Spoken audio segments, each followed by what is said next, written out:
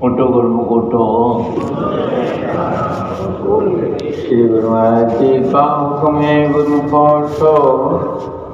श्री गुरु महाराज जी का हुक्म है गुरुमुख उठो। बोलो जयकारा बोल मेरे श्री गुरु महाराज की जय।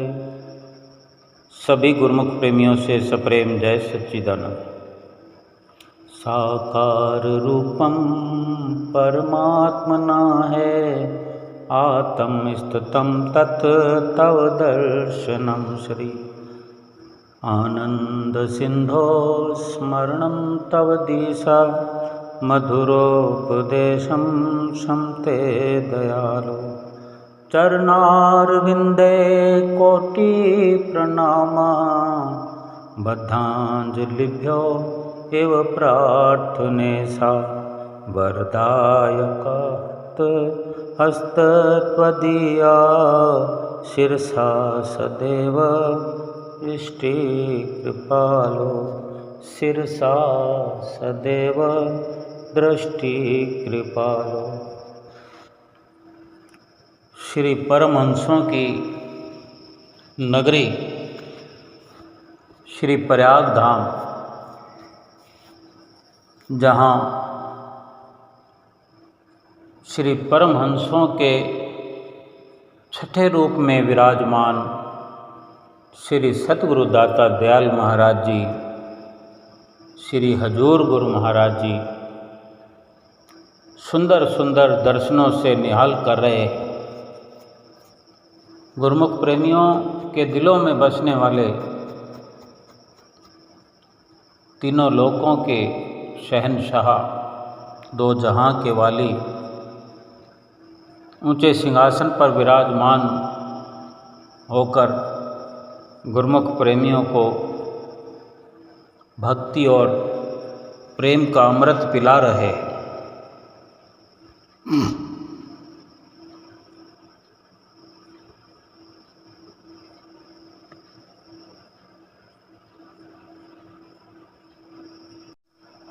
नित्य प्रति श्री दर्शन हाल में नित्य नया सत्संग सुनकर सुंदर सुंदर वाणियाँ संतों की गुरुमुख प्रेमी सुना करते हैं। अपने मन को खुशहाल किया करते हैं। श्री दर्शन हाल में जब दर्शन खुलते हैं, अपने सतगुरु का दिव्य दर्शन किया करते हैं। आज छोटे दर्शन हाल में ही हमेशा की तरह दर्शन खुलने का समय हो चला था। 4:30 बजे से ही, बल्कि उससे भी पहले से ही गुरुमुख प्रेमी श्री दर्शन हाल की ओर कदम बढ़ाते हुए जा रहे थे। ये सिलसिला यूं ही 5 बजे के लगभग जब श्री गुरु महाराज जी सिंहासन पर आकर विराजमान हो जाते हैं, तब भी गुरुमुख प्रेमी आते ही रहते, उसके बाद में भी आते रहते, क्योंकि अनेक अनेक सेवाओं पर सेवारत गुरुमुख प्रेमी समय निकाल करके, क्योंकि कई प्रकार की सेवाएं ऐसी होती हैं कि कोई ना कोई सेवा कार्य करके किसी को सौंपना होता है, किसी जिम्मेदारी को निभाना होता है। और कुछ गुरुमुख प्रेमी बाहर से, चाहे आसपास से, उरली पूना से हो, तो भी सफ़र करके आना, पूरा प्रयास करते हुए रास्ते में कहीं ट्रैफिक अधिक होता है तो उनके अनुमान से अधिक समय लग जाता है। फिर भी ये श्री गुरु महाराज जी की, श्री परमहंसों की असीम कृपा से गुरुमुख प्रेमी श्री दर्शन हाल में देर सवेर पहुँच करके अपने प्रीतम प्यारे का दर्शन पाते हैं, अपने आप को खुशहाल बनाते हैं। श्री दर्शन हाल में प्रवेश करने से पहले ही पपीतों का प्रसाद मिल रहा था। दर्शन हाल के बाहर बरामदे के अंदर ही गुरुमुख प्रेमी सबको एक एक पपीता प्रसाद के रूप में दे रहे थे। श्री गुरु महाराज जी की ऐसी अनुकंपा रही है। इस धराधाम पर चारों ओर हरियाली है, बाग बगीचे हैं, फूलों के पेड़ पौधे हैं, फलों के भी पेड़ हैं, आम के, मौसमियों के, चीकू के, नारियल के, खजूर के, अंगूर के और भी अनेक प्रकार के फल यहाँ श्री प्रयाग धाम में उगाए जाते हैं। कई तरकारियाँ भी खेतों में लगाई जाती है जो समय समय पर फल मिलते हैं। और ये श्री परमहंसों की अनुकंपा और उनके द्वारा किए गए जतन पुरुषार्थ आज हम अपनी आँखों से देखते हैं कि किस प्रकार चारों ओर हरियाली श्री प्रयाग धाम में नजर आती है, किस प्रकार सुंदर सुंदर भवन बने हैं, अनेक अनेक स्थान रहने के लिए गुरुमुख प्रेमियों के लिए बिल्डिंगें बनी हैं। उसमें 5 मंजिला जो इमारत है उसमें ऊपर की इमारतों में जाने के लिए लिफ्टें लगी हुई है। जब त्योहार का अवसर होता है तो ये सारी लिफ्टें चालू रहती है और इसी बिल्डिंगों के नीचे ग्राउंड पर कैंटीनें बनी हुई हैं कि वहाँ खान पान के सभी साधन उपलब्ध हैं। खान पान की वस्तुएं अनेक प्रकार के, ताकि गुरुमुख प्रेमी इस सुविधा का लाभ प्राप्त कर सके। और घूमने के लिए श्री हुजूर गुरु महाराज जी ने भी अनेक अनेक नज़ारों के श्री प्रयाग धाम में अवसर खोल दिए हैं। बसंत पार्क बना दिया है, लंबा चौड़ा है। एक श्री मंदिर जी के सामने सुंदर पार्क बनाया है, फुहारे लगे हुए हैं। गुरुमुख प्रेमी श्री आरती से पहले श्री गुरु महाराज जी के आने का इंतज़ार करते हुए संध्या वेले में बड़े खुश प्रसन्न होकर के वहाँ सैर करते हुए नज़र आते हैं। जैसे ही श्री कार का हॉर्न सुनाई देता है, गुरुमुख प्रेमियों के कान खड़े हो जाते हैं, अपनी अपनी पोजीशन में आ जाते हैं। कुछ गुरुमुख प्रेमी भाग पड़ते हैं, श्री मंदिर जी में जा कर के अपना स्थान ग्रहण करते हैं और श्री गुरु महाराज जी के श्री मंदिर जी में प्रवेश करते हुए सुंदर दर्शनों का लाभ उठाते हैं। कुछ गुरुमुख प्रेमी वहीं पार्क में खड़े हुए श्री कार में विराजमान गुरु महाराज जी का दर्शन करते हैं। और ये सुंदर सुंदर बाग बगीचे हरियाली को लिए हुए हर गुरुमुख के मन को मस्त बना रहे हैं। और अनेक प्रकार की सुख सुविधाएं हमारे श्री परमहंसों ने अपने समय में हम गुरुमुख प्रेमियों के लिए ये व्यवस्थाएं, ये सुविधाएं ऐसे बना दी है जैसे कोई लोक से परलोक जाने का एक नक्शा है कि अगर इंसान इस दुनिया से एक दिन जाएगा, जो कि रोज़ हम जिक्र सुनते हैं कि लोक और परलोक का जिम्मा लेते हैं श्री गुरु महाराज जी। लोक तो ये हो गया जिस संसार में हमने जन्म लिया, जहाँ पले बढ़े, और यहाँ का जो वातावरण हम देखते हैं, व्यवहार करते हैं, जो हम जन्म लेकर के आए हैं, इसको लोक की उपाधि दी जाती है, संज्ञा दी जाती है। परलोक वो जो मरणोपरांत यानी शरीर छूटने पर ये जीवात्मा परलोक का सफ़र करती है, परलोक में पहुंचती है, तो वहाँ निर्णय होता है कि उस परलोक में जाकर के इस जीवात्मा की क्या गतिमति होती है, क्या निर्णय किया जाता है, धर्मराज का लेखा क्या कहता है, क्या नंबर देता है। जो गुरुमुख प्रेमी हैं उनके लिए तो महापुरुषों ने समय समय पर वचन बन उच्चारण किए हैं कि जो 5 नियम दरबार के निभाता है, 2 घंटे भजन अभ्यास करता है, वो सतगुरु के धाम में पहुंच जाता है। जैसे इस वक्त श्री गुरु महाराज जी को सन्मुख पा करके, जो कि ये प्रयाग धाम नाम रखा गया है, तो ऐसा लगता है वास्तव में यही परमपिता परमेश्वर का धाम है, यही सतगुरु का धाम है।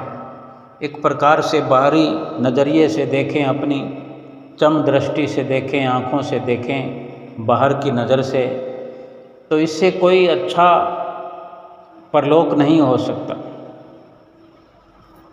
लेकिन ये अलग बात है कि ये जितना भी महापुरुष जिक्र किया करते हैं वो अंदर की बात है, वो परलोक जो है वो अंदर की बात है।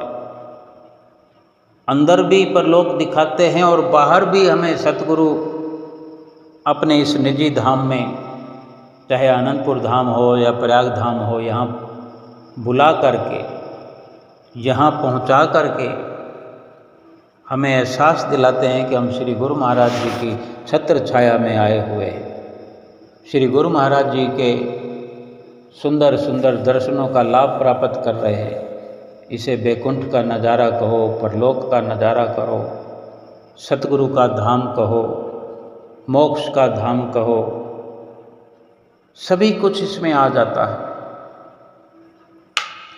और एक प्रकार से जो यहाँ रम जाता है, जो यहाँ घुल मिल जाता है, जिसकी लगन लग जाती है, वो अपने भीतर ही इस नक्शे को उतार लेता है। सतगुरु के सहित पूरे प्रयाग धाम के नक्शे को अपने दिल के मंदिर में, हृदय के मंदिर में उतार लेता है। और ये जब चाहे अपने घर में चला जाए, चाहे वो दूर से आया हो, नज़दीक से आया हो, जब भी वो ख्याल करता है प्रयाग धाम का, तो हूबहू अपने अंदर ये उसे नक्शा नज़र आता है कि श्री गुरु महाराज जी सिंहासन पर विराजमान हैं और गुरुमुख प्रेमी उनकी छत्र छाया में, उनके चरणों में बैठ कर के सुंदर सुंदर दर्शन कर रहे हैं, सत्संग का श्रवण कर रहे हैं, सुंदर सुंदर भजन सुन रहे हैं, श्री गुरु महाराज जी से प्रसाद प्राप्त कर रहे हैं। कभी स्वयं श्री गुरु महाराज जी के आगे माथा टेक रहे हैं, कभी श्री गुरु महाराज जी से टॉफ़ियाँ लूट रहे हैं, बिस्किट लूट रहे हैं। हूबहू वो नज़ारे तो खुली आँखों से भी लगता है कि हम बैकुंठ में आ गए हैं, परलोक में आ गए हैं। स्वप्न मात्र में भी ये नज़ारे दिखते हैं और खुली आँखों से याद करने पर ये नज़ारे यादगार बन जाते हैं, चित्त वृत्तियों में छा जाते हैं। क्यों श्री गुरु महाराज जी के चरणों में बैठकर सत्संग सुनना, उनके सुंदर सुंदर दर्शन करना बड़ा ही अच्छा लगता है। एक एक नज़ारा त्रिलोकी का सा नज़ारा गुरुमुख प्रेमियों को प्रतीत होता है। आज भी श्री दर्शन हाल में जब गुरुमुख प्रेमी प्रवेश कर रहे थे तो सबको पपीतों का प्रसाद दिया जा रहा था। साबुत साबुत पपीते, किसी को छोटा किसी को बड़ा, सबको दिया जा रहा था। और गुरुमुख प्रेमी पपीते का प्रसाद लेकर अपनी अपनी जगह पर दंडवत प्रणाम करके बैठने लगे। और 5 बजे के लगभग माइक के ठक ठक की आवाज़ आई और श्री गुरु महाराज जी ने सिंहासन पर कृपा फरमाई। गुरुमुख प्रेमियों ने दंडवत किया और श्री गुरु महाराज जी ने हुक्मनामा दिया। सभी उठ खड़े हुए और फिर आशीर्वाद लिया और बैठ गए श्री गुरु महाराज जी के चरणों में। महात्मा जन सर्वप्रथम साइड की लाइनों से माथा टेकने के लिए चल पड़े। हर महात्मा जन के हाथों में फूल ले रखे थे। श्री गुरु महाराज जी के आगे पहुंचते हुए सब फूल उनके चरणों में मत्था टेक रहे थे और वापस अपने स्थान पर जाकर बैठ रहे थे। आज सत्संग में वर्णन हो रहा था कि गुरुमुखों, ये जो देव दुर्लभ देही हमें मिली हुई है, ये जो अवसर मिला है, ये प्रभु ने दया करके देव दुर्लभ जो मनुष्य शरीर मिला हुआ है, इसकी देवी देवता चाहना करते हैं, मांग करते हैं। तभी शास्त्रों में कथन आया है कि ये देव दुर्लभ मनुष्य शरीर है। देवी देवता भी भगवान से प्रार्थना करते हैं, उनके चरणों में पुकार करते हैं कि हमें भी ये मनुष्य का शरीर, एक साधारण मनुष्य का शरीर प्राप्त हो।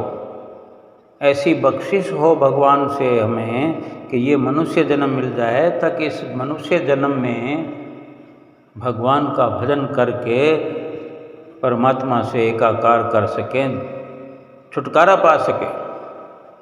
और ये जो मानुष देह मिली है हमको, जिसको देवी देवता भी चाहते हैं, चाहना करते हैं कि वो इस शरीर को पा करके, मनुष्य जन्म पा करके प्रभु से मिल सकते हैं, तो हमें भी जो ये मनुष्य देही, देव दुर्लभ देही जो मिली है, जाने कितने अनेक अनेक जन्मों के बाद मिली है,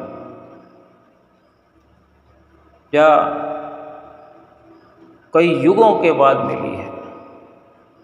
वर्णन भी आता है कि फिरत फिरत बहु तेरे जुग हारियो, मानुष देह लही, नानक कहत मिलन की बरिया, सुमरत कहा नहीं। कि फिरते फिरते भटकते भटकते बहुत जुग बीत गए। कोई 1 जन्म, 2 जन्म, 10, 20, 100, 1000 जन्म भी नहीं, करोड़ जन्म भी नहीं, बल्कि युग बीत गए। एक युग में तो जाने कितनी बार जन्मना मरना होता है, कितने जन्म लेने पड़ते हैं। और कई युगों का यहाँ लेखा जोखा बताया जा रहा है कि कितने युग बीत गए भटकते भटकते 84 लाख योनियों में, और अब ये मनुष्य जन्म मिल गया है। देवी देवता याचना करते हैं, प्रार्थना करते हैं, चाहना करते हैं इस मनुष्य देह की। तो महापुरुष फरमाते हैं, ए जीव, तुझे जो ये अवसर मिल गया है तो फिर सिमरन क्यों नहीं करता है, क्यों नहीं नाम जपता है? क्यों नहीं परमात्मा से एकाकार करने के लिए सोच विचार करता है और क्यों देर करता है? विचार कर कि जिस जन्म की देवी देवता याचना करते हैं, फरियाद करते हैं इसे पाने के लिए, वही अवसर हमें मिला हुआ है। फिरत फिरत बहु तेरे जुग हारियो मानुष देह लही। बहुत जुगों तक फिरता रहा, भटकता रहा ये जीव, तब जाकर के ये मनुष्य शरीर मिला हुआ है। गुरु नानक देव महाराज जी फरमाते हैं कि अब तो मिलने की बारी मिल गई है तुम्हें, परमात्मा से मिलने का ये अवसर मिल गया, ये श्रेष्ठ अवसर है, ये बहुत अच्छा मौका है, यही मिलने की बारी है, परमात्मा से मिलने की बारी है ये। तो सुमरन करता क्यों नहीं है? परमात्मा से मिलना तो तभी होगा जब सुमरन करेगा। तभी तो वर्णन आया है कि सुमरत कहा नहीं, क्यों नहीं सुमरन करता है जब अवसर मिल गया। इस अवसर की पुकार तो सभी करते हैं, लेकिन भगवान को जिस पर दया आती है या जब दया आती है तभी अवसर मिलता है, और हम पर तो दया हो गई है तो फिर हम सुमरन क्यों नहीं करते? ये सवाल संत सतगुरु पूछते हैं कि अब जब तुम्हें मौका मिल गया है, अवसर मिल गया है, तो सुमरन क्यों नहीं करता? सुमरन कर, ताकि परमात्मा से मिल सके। परमात्मा से मिलने का यही एक जरिया है, सुमरन, भजन, अभ्यास। बार बार फरमाते हैं नानक कहत मिलन की बरिया, सुमरत कहा नहीं। सीधे शब्दों में, सरल वाणी में फरमाते हैं कि अब सुमरन क्यों नहीं करता है, क्यों गफलत में समय व्यतीत कर रहा है। इस मानुष जन्म की मांग करते, इस मनुष्य जन्म को प्राप्त करने के लिए कितने जुग हारता रहा, हारते हारते निराश होते होते अब ये मनुष्य जन्म मिल गया है। और अब लापरवाही अगर जीव करेगा तो महापुरुषों को तो दुख इसलिए होता है कि वे जानते हैं कि ये फिर उस गलती पर है जो पहले गलती की, उसी गलती को दोहरा रहा है और फिर जाने युगों तक भटकता रहेगा इस अवसर के लिए। और अभी जब ये अवसर मिला हुआ है तो आलस पर आलस जीव कर रहा है, प्रमाद की निद्रा में सो रहा है, मोह माया की नींद में सो गया है, फिर जाने युगों तक भटकना पड़े। जब इतना मुश्किल से ये मनुष्य शरीर मिला है, मनुष्य जन्म मिला है, और अब आलस करना ठीक नहीं है, लापरवाही करना, बिल्कुल भी लापरवाही करना ठीक नहीं है, क्योंकि फिर से ये अवसर जाने कब मिले ना मिले, फिर इस इंतज़ार में युगों बीत जाएं, जब तक दुख उठाते रहें। इससे तो अच्छा है कि अभी ये मनुष्य जन्म हमारे हाथ में है। कितना सुंदर ये अवसर है, कितना आनंदपूर्वक ये अवसर मिला है।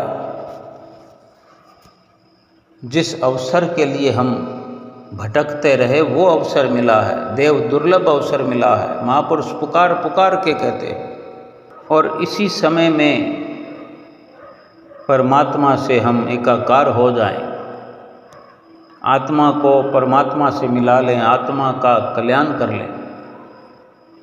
और ये सब कैसे होगा? सुमिरन से, भजन अभ्यास से। तभी चिताते हैं कि नानक कहत मिलन की बरिया, सुमरत कहा नहीं। ये मिलने का अवसर है, प्रभु से मिलने का अवसर है। ये मनुष्य जीवन जो है प्रभु से मिलने का है। और हम क्या कर रहे हैं? नाशवान रिश्तों में मिल रहे हैं। रोज नित नए रिश्ते बनाने में लगे हुए हैं। और जो असल में जिससे मिलने के लिए आए हैं इस दुनिया में, मनुष्य शरीर लेकर, उसको भुलाए बैठे, उस असली काम को भूल गए। आम दुनियादार को नहीं पता, वो नहीं जानते कि ये मनुष्य जन्म किस लिए मिला। वो यही समझते हैं कि ये खाने पीने के लिए, ऐश इशरत के लिए, कुटुंब परिवार पालने के लिए मिला है, कार्य व्यवहार करने के लिए, धन कमाने के लिए, ऐश इशरत के लिए मिला है। बस यही सोचते हैं। उन्हें पता ही नहीं है कि ये मनुष्य जन्म कितना दुर्लभ है, देव दुर्लभ है। वो हमें भगवान की कृपा से मिला है, आत्म कल्याण के लिए मिला है, सुमरन भजन अभ्यास करने के मिला है। उन्हें ज्ञान नहीं है, तभी वो इस जन्म को यूं ही बेकार कर रहे हैं। संसार में कुटुंब परिवार पालना, चलाना, कार्य व्यवहार करना, धन कमाना मना नहीं है।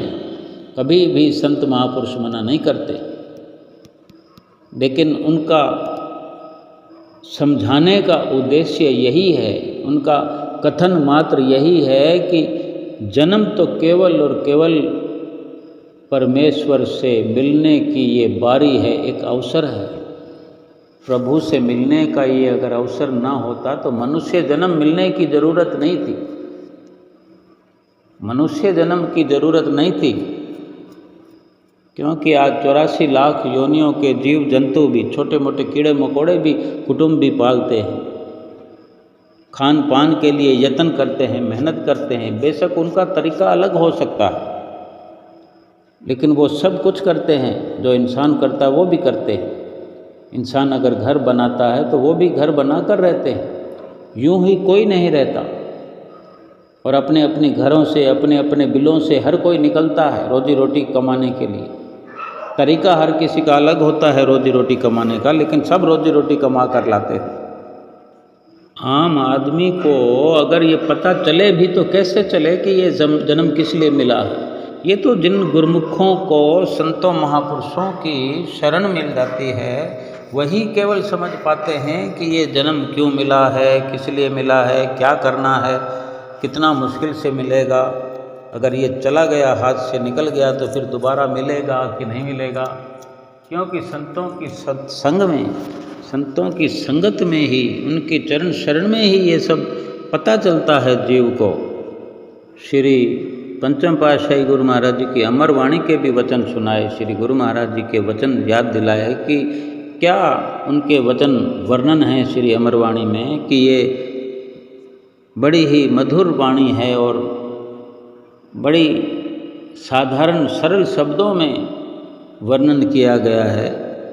और वैसे भी महापुरुष तो बड़े सरल स्वभाव से, सरल वाणी में हर वचन फरमाया करते हैं कि उसे समझने के लिए कोई अधिक कयास नहीं लगाना पड़ता, कोई जुगत नहीं लगानी पड़ती। हर शब्द अपने आप में सरलता से भरपूर होते हैं, जो बड़ी आसानी से समझ आते हैं। चाहे कोई बच्चा भी समझना चाहे, कोई बुजुर्ग समझना चाहे, किसी भी जाति पाति का समझना चाहे तो बड़ी आसानी से समझ सकता है। क्या वचन श्री अमर वाणी के सुना रहे थे श्री दर्शन हाल में कि किस लिए तो दुनिया में आया, समझा ही नहीं इस राज को, लग गया रोजी की फिक्र में और भूला असली बात को। छोड़ दे तू फिक्र अपनी और जिक्र कर भगवान का, कि फिक्र तेरी वो आप करेगा जिसने जामा दिया इंसान का। बंदगी मालिक की करना असली तेरा काम था, गैर ख्यालों को हटाकर बसाना दिल में प्रभु का नाम था।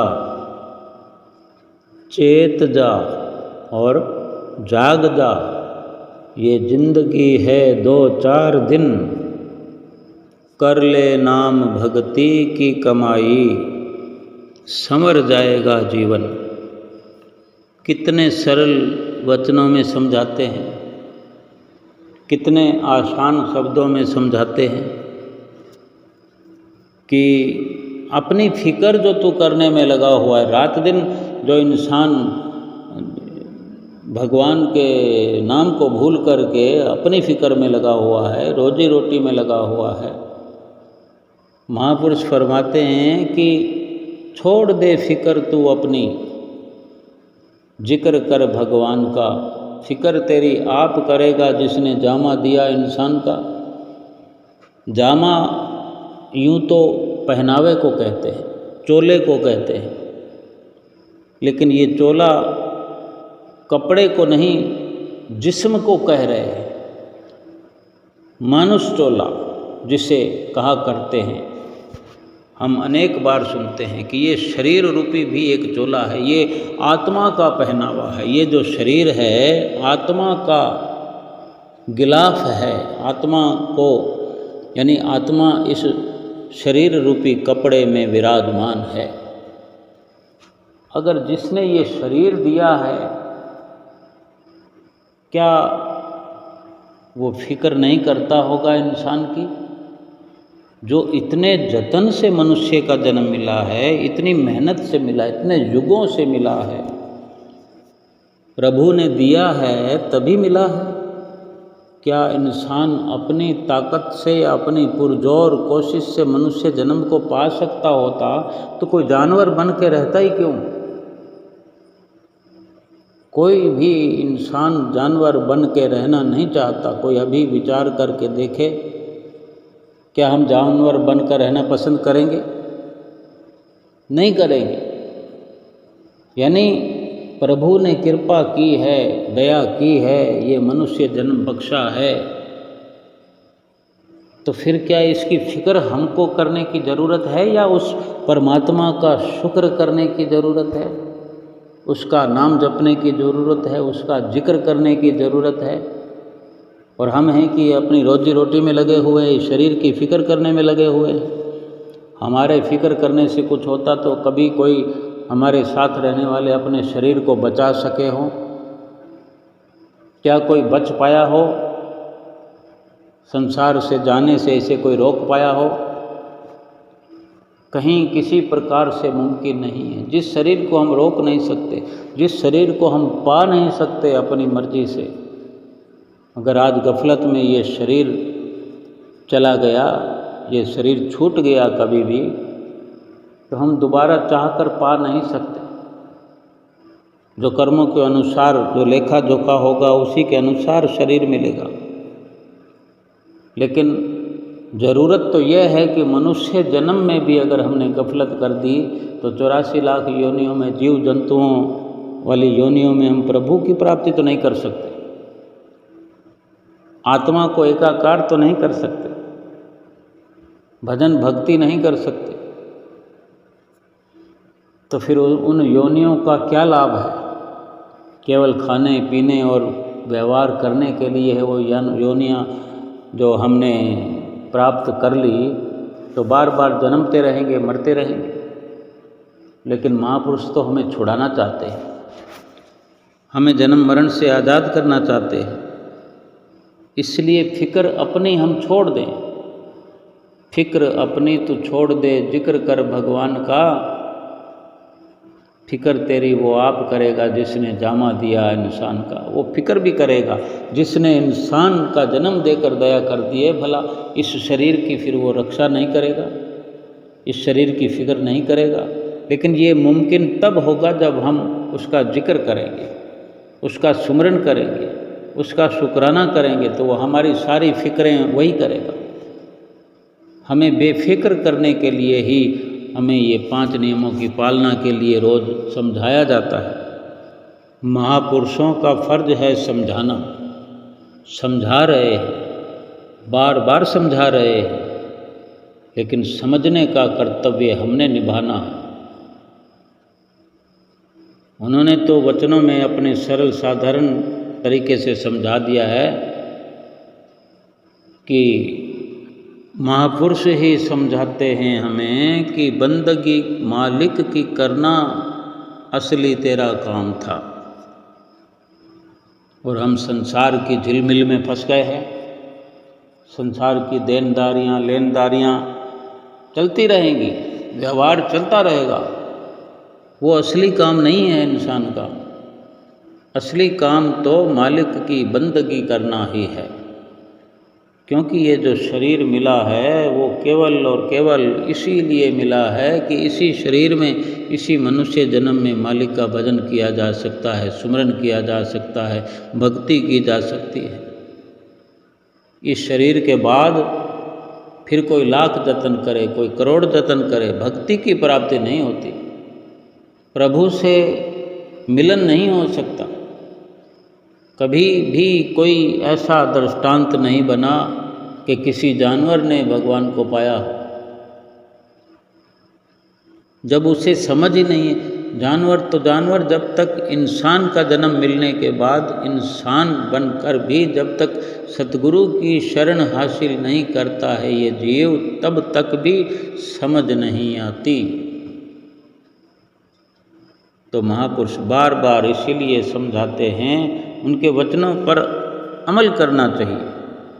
इस मनुष्य जीवन की कदर व कीमत को समझना चाहिए कि ये मनुष्य जन्म कितनी कदर की चीज़ है, कितनी कीमती वस्तु है। इससे क्या हासिल करना है, क्या प्राप्त करना है मनुष्य जीवन से?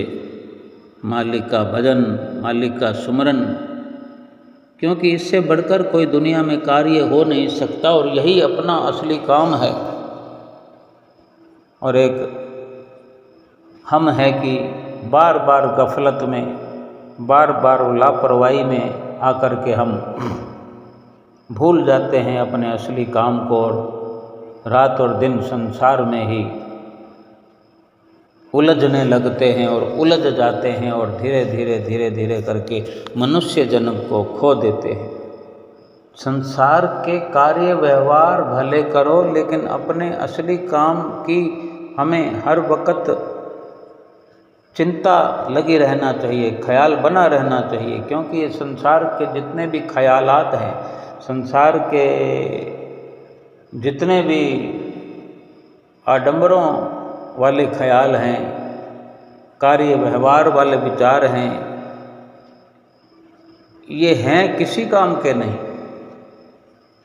भला झूठी वस्तु या सपने की बातें, सपने के विचार, सपने के नज़ारे, या कहें कि जो एक फ़िल्म चलती है, एक फ़िल्म में जो चित्र दिखाए जाते हैं,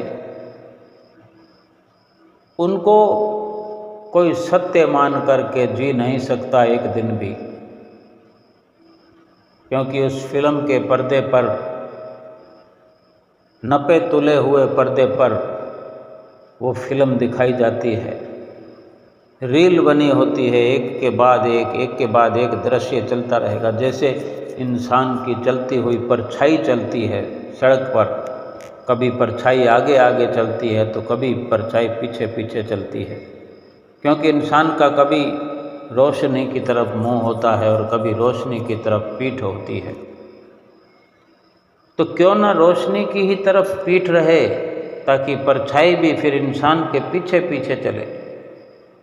लेकिन ये इंसान रोशनी की ओर पीठ कर देता है, यानी भगवान की ओर पीठ कर देता है, मुंह फेर लेता है। तो फिर परछाई जो है वो आगे आगे चलने लगती है और इंसान परछाई के पीछे चलने लगता है। यूँ समझो कि ये जो संसार के समान हैं, ये भगवान रूपी प्रकाश को मुंह फेर लेने से ये संसार के समान दृश्य बन करके, परछाई बन करके हमें नज़र आते हैं, लेकिन वो हैं कुछ भी नहीं। उनका असल स्वरूप कुछ नहीं है, वो धोखा है, वो झूठ है, फरेब है, छल है, कपट है।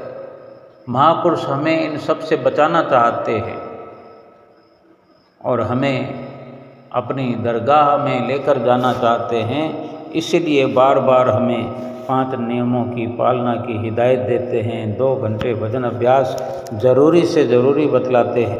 करना बंदगी प्रभु की असली तेरा काम था, गैरों ख्याल गैरों को हटाकर दिल में बसाना हरि का नाम था।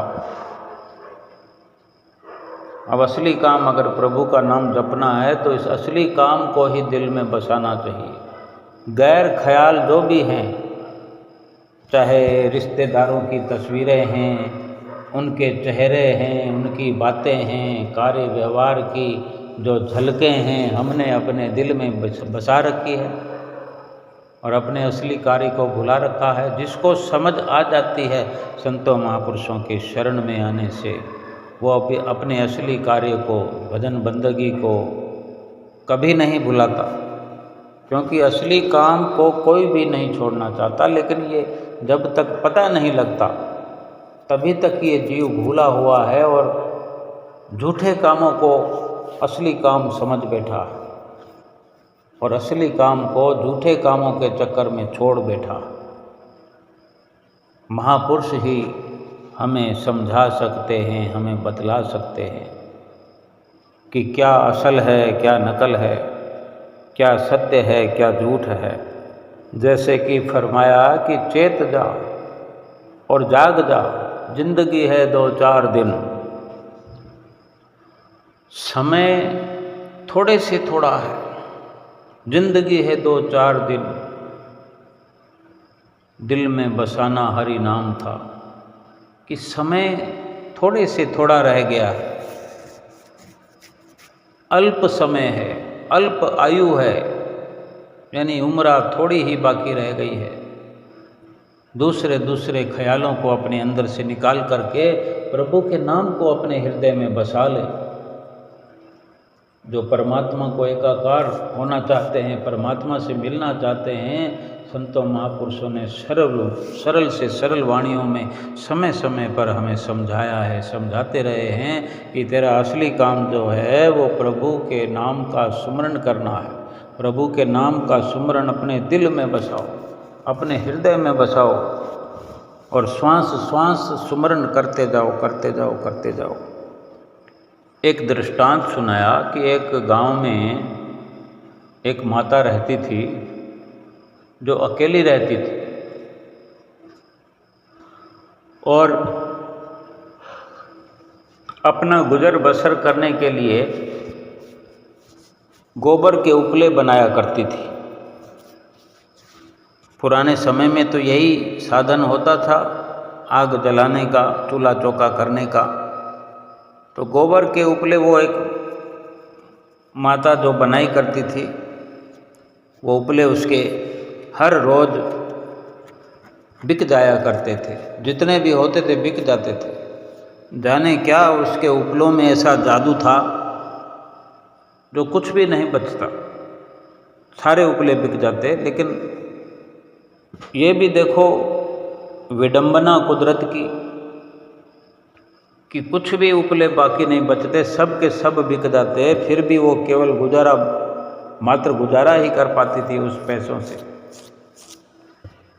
और उसके बने हुए उपले सब बिक जाने के कारण कुछ और लोग जो उपले बनाकर बेचा करते थे वो ईर्ष्या करते थे, जलन रखते थे उससे कि इसके तो सारे उपले बिक जाते हैं और हमारे तो रह जाते हैं। तो ईर्ष्यावश होकर, इस ईर्ष्या के वशीभूत होकर कुछ शरारती लोगों ने एक दिन उस बुढ़िया के, उस माता के उपले चुरा लिए और ले गए उठा के सारे उपले जो माता ने बनाए थे। सुबह उठकर देखा कि उपले ही नहीं है। उपले लेने के लिए जो आने लगे तो उपले हैं नहीं तो कहाँ से बेचे, और उपले अगर आज बिकेंगे नहीं तो दिन का गुजरान कैसे होगा, कैसे खाना पीना होगा। और 20 तरह की ज़रूरतें होती हैं दिनचर्या की। तो सुबह देखा कि उपले सब गायब हैं,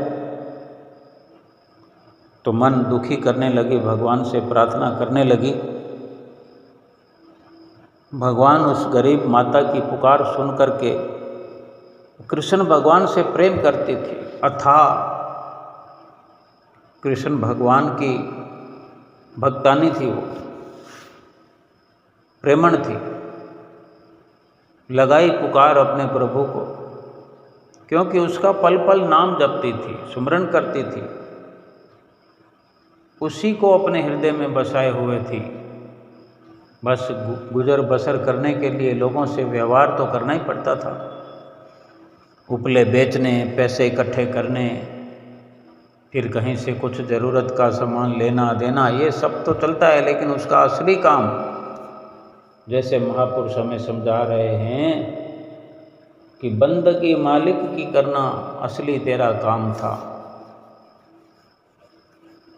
ख्याल गैरों का दिल से हटाकर मन में बसाना हरि का नाम था। तो ये उसके जीवन की दिनचर्या थी कि सुमरन लगातार वो करती रहती। अब जब वो उपले उसके ले गया कोई उठा के, तो उसका दिन प्रभावित हुआ। फिर उसे इंतज़ार करना था कि वो दूसरे उपले कब बनाएगी, वो बिकेंगे। यानी जो कुछ पड़ा था उसने गुजारा अपना वैसे ही कर लिया, इतनी ही गुंजाइश थी। और भगवान से जो प्रार्थना की तो भगवान साधु का वेश धारण करके आ गए, क्योंकि वो चाहती थी कि जिसने उपले चुराए हों वो उपलों की बरामदगी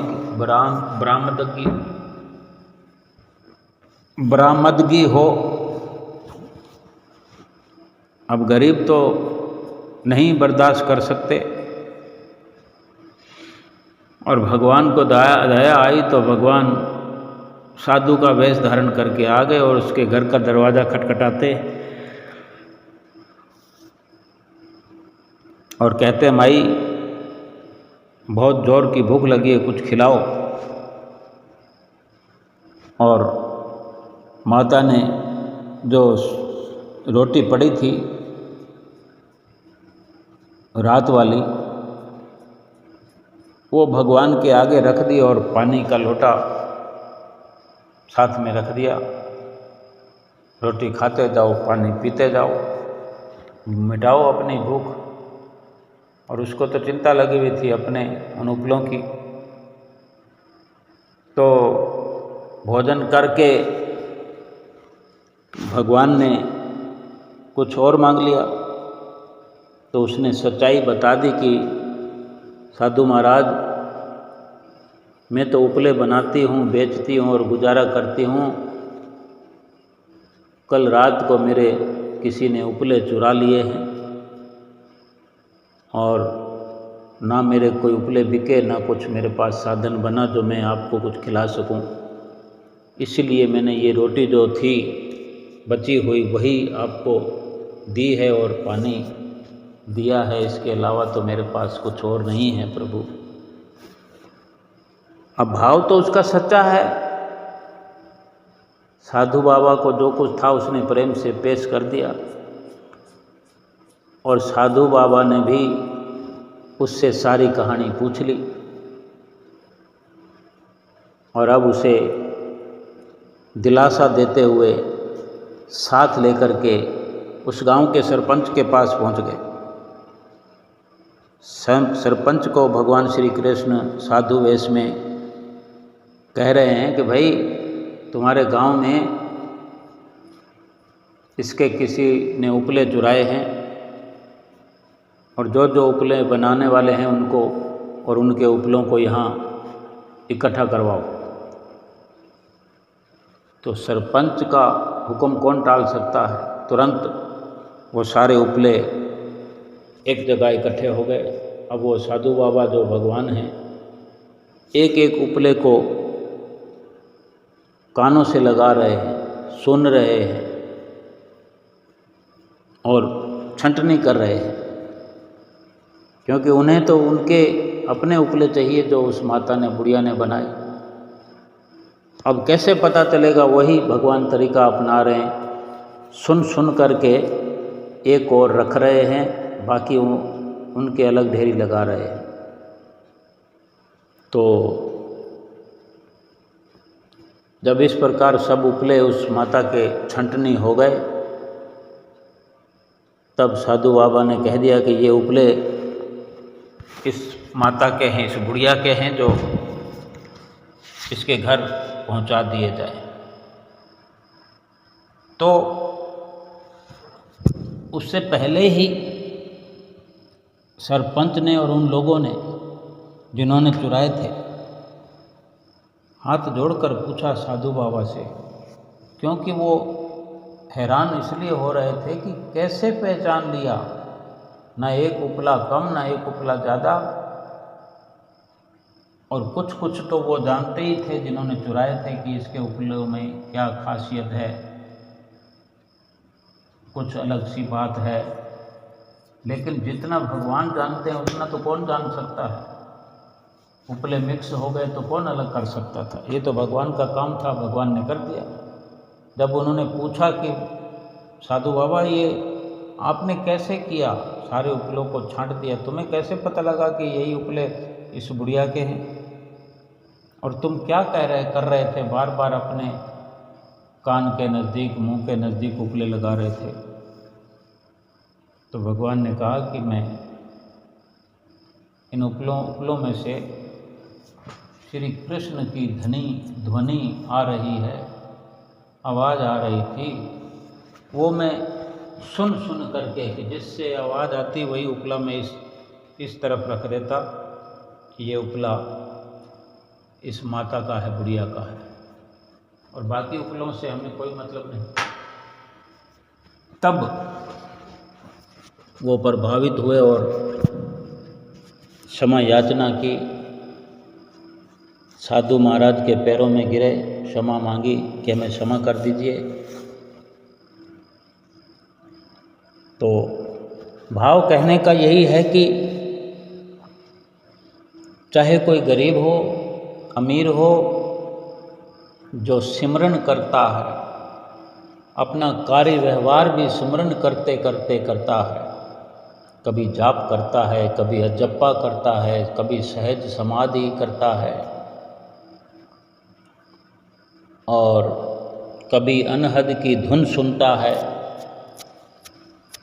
सुमरन करने वालों को हर वक्त हर जगह भगवान दिखाई पड़ते हैं, भगवान उनके साथ रहते हैं। ऐसे ही जैसे इस वक्त श्री दर्शन हाल में भगवान सतगुरु के रूप में हम सभी गुरुमुख प्रेमियों को सुंदर दर्शनों से निहाल कर रहे हैं। आज के दर्शनों की, सत्संग की, पपीते के प्रसाद की सभी गुरुमुख प्रेमियों को लाखों लाख बधाई हो। बोलो जयकारा बोल मेरे श्री गुरु महाराज की जय।